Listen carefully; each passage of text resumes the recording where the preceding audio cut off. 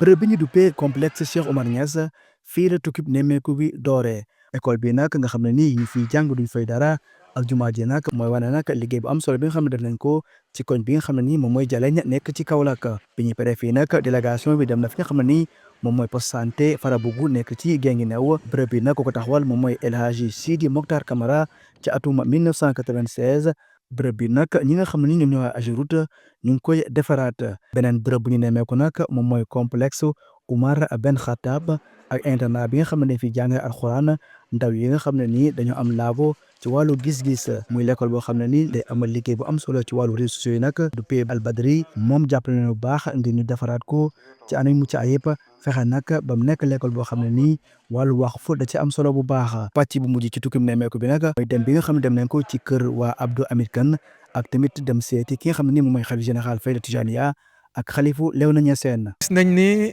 xeetu waqf yi bëri na fi torop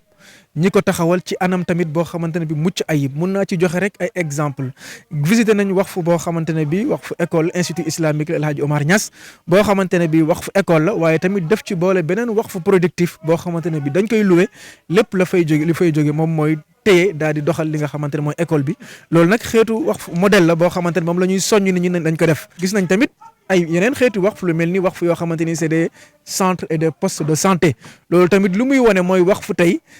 concept la boo xamante ne yemul rek ci li jëm ci wàllu diine. imaam yi ay relais lañu yoo xamante ni mun nañ di vraiment passer message yi parce que ñoo ñi nga xam ne dañu am contact direct avec la population. moo tax ñu ngi kontaan bu baax a baax ci.